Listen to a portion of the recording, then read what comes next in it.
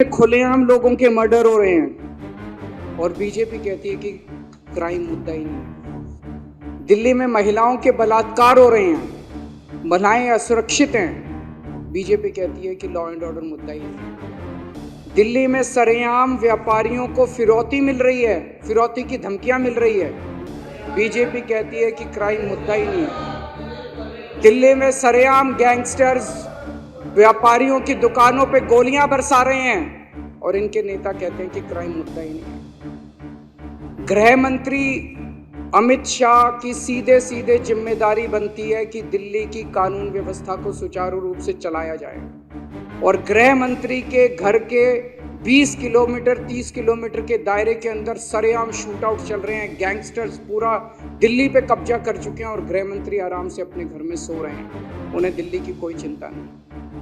मैं पूछना चाहता हूं, क्या इस देश के अंदर एक वीआईपी की सुरक्षा और एक आम आदमी की सुरक्षा के अलग अलग पैमाने होने चाहिए?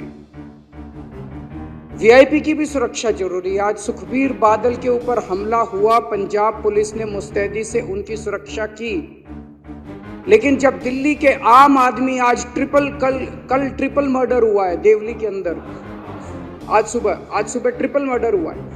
एक आदमी सुबह सुबह मॉर्निंग वॉक पे गया, जब घर वापस आया तो उसके माँ, उसकी पिताजी और उसकी बहन तीनों को उसने पाया कि उनका मर्डर कर दिया गया है।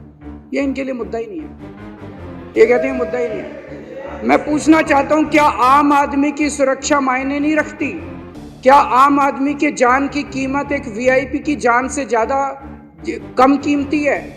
आप उस लड़के से पूछो जिसके 3 लोगों की मौत हो गई, उसके लिए तो सबसे ज्यादा वीआईपी उसके माता पिता और उसकी बहन ही सबसे ज्यादा वीआईपी थे। तो मैं इनको बीजेपी वालों को कहना चाहता हूं, तुम मेरे जितने मर्जी एमएलए को गिरफ्तार कर लो, जितने मर्जी मेरे ऊपर लिक्विड गिरवा लो, जितने मर्जी मेरे ऊपर हमले कर लो, मैं तो दिल्ली के आम लोगों की सुरक्षा का मुद्दा उठाता रहूंगा जब तक मेरे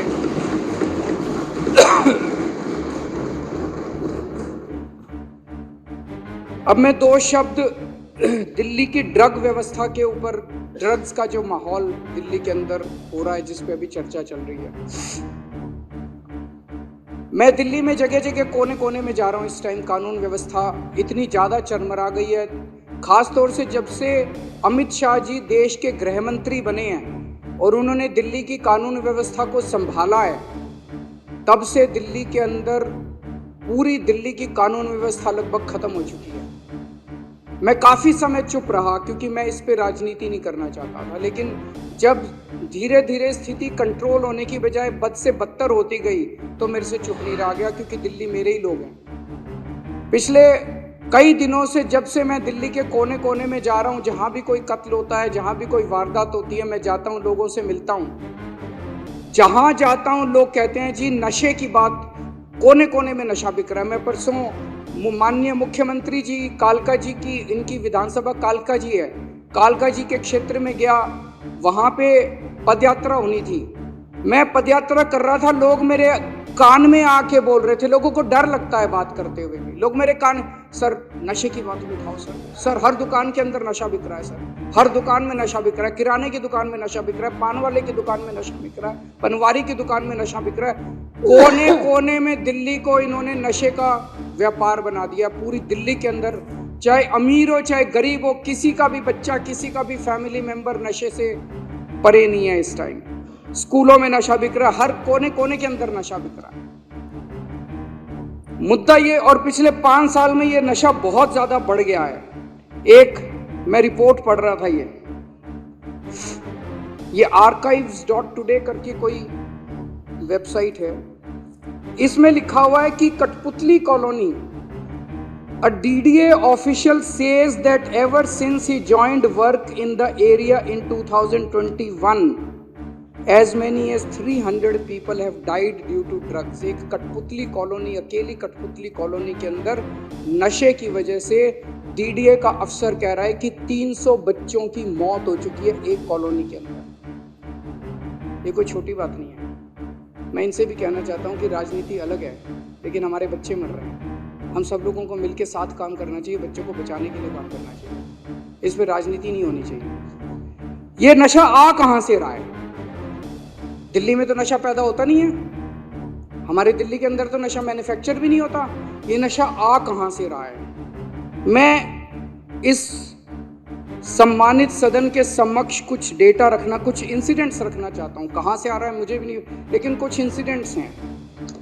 1 अक्टूबर को दिल्ली के महिपालपुर में 562 किलो कोकेन और 40 किलो मैरिजुआना पकड़ा गया। ये गुजरात से आया था। 10 अक्टूबर को 208 kilo cocaine Ramesh Nagar waste Delhi से पकड़ी गई। ये गुजरात से आई थी।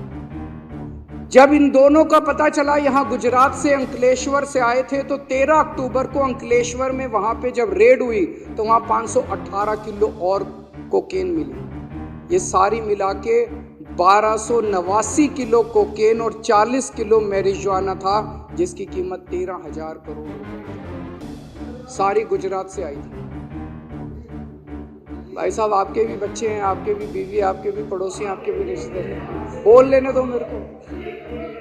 15 नवंबर को नारकोटिक्स कंट्रोल ब्यूरो ने गुजरात पुलिस और इंडियन नेवी के साथ जॉइंट ऑपरेशन में 700 किलो गुजरात के तट के ऊपर 700 किलो नशा पकड़ा और 82 किलो उसी दिन जॉइंट ऑपरेशन में दिल्ली से 82 किलो कोकेन पकड़ी गई, जिसकी कीमत 4,500 करोड़ थी। वो भी गुजरात से पकड़ा गया। अप्रैल 2024 में पंजाब पुलिस ने 48 किलो हीरोइन पकड़ी, जो कि गुजरात के समुद्री तट से आई थी। मई 2022 में गुजरात एटीएस ने दिल्ली और उत्तर प्रदेश पुलिस के साथ मिलके उत्तर प्रदेश के मुजफ्फरनगर के एक घर से 775 करोड़ रुपए की 155 किलो हीरोइन पकड़ी, जो गुजरात से आई थी। इलेक्शन कमीशन ने 20 मई को अपनी प्रेस रिलीज में बताया है कि कैसे गुजरात जो है वो देश में नशे का गढ़ बन गया है। उनकी प्रेस रिलीज में लिखा है कि लोकसभा चुनाव के दौरान 30,959 करोड़ रुपए की ड्रग्स पकड़ी गई, जिसमें से 1189 यानी कि 30% नशा केवल गुजरात से पकड़ा गया। ये इलेक्शन कमीशन का डेटा है। गुजरात के अंदर फैक्ट्रियां चल रही हैं नशा बनाने की, नशा मैन्युफैक्चर करने की और नशा प्रोसेस करने की। गुजरात में फैक्ट्री चल रही है। अवकार ड्रग्स लिमिटेड अंकलेश्वर में चल रही है। अवसर एंटरप्राइजेज अंकलेश्वर में चल रही है। सेखा गांव भरूच डिस्ट्रिक्ट में एक केमिकल फैक्ट्री चल रही है जहां पे मैन्युफैक्चरिंग होती है। सावली तालुका वडोदरा के अंदर एक अंडर कंस्ट्रक्शन फैसिलिटी है जहां पे नशे का मैन्युफैक्चर होता है। खुलेआम फैक्ट्रियां चल रही हैं गुजरात के अंदर जहां पे, और ये नशा आता कहां से है? रॉ मटेरियल कहां से आता है? रॉ मटेरियल आता है समुद्र के रास्ते। गुजरात का जो पोर्ट्स है, मुंद्रा पोर्ट खासकर, सितंबर 2021 में 3,000 किलो हीरोइन पकड़ी गई मुंद्रा समुद्री पोर्ट से। मुंद्रा पोर्ट से 21,000 करोड़ रुपए की, जो भारत के इतिहास में सबसे बड़ी रिकवरी थी। 21,000 करोड़ रुपए की 3,000 टन। और उन्हीं दिनों अखबारों में छपा कि 3 महीने पहले जून के महीने में 2021 में 24,000 किलो हीरोइन 70,000 करोड़ रुपए की बिना पकड़े निकल गई थी देश के अंदर, उसी तट से। यह अखबारों के अंदर छपा था। मई 2022 में 52 किलो कोकेन 500 करोड़ की पकड़ी गई मुंद्रा पोर्ट से। जुलाई 2022 में 375 करोड़ की 75 किलो हीरोइन पकड़ी गई मुंद्रा पोर्ट से, जो कि पंजाब ले जाई गई। जुलाई 2024 में 110 करोड़ की ट्रेमेडोल पकड़ी गई मुंद्रा पोर्ट से। ये तो पकड़ी गई, जो मुंद्रा पोर्ट से चली गई उसका पता नहीं। तो मोटे मोटे तौर पे निष्कर्ष क्या निकलता है? निष्कर्ष ये निकलता है अध्यक्ष महोदय, और एक अखबार की खबर के मुताबिक पिछले कुछ वर्षों में 2.5 लाख करोड़ रुपए की ड्रग्स जो है वो गुजरात के अंदर पकड़ी गई।